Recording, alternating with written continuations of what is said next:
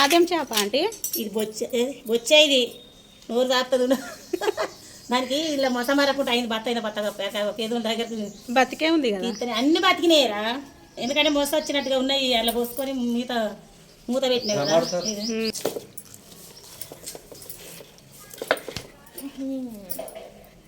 joke ఇక ఏదో ఒకటి జోకు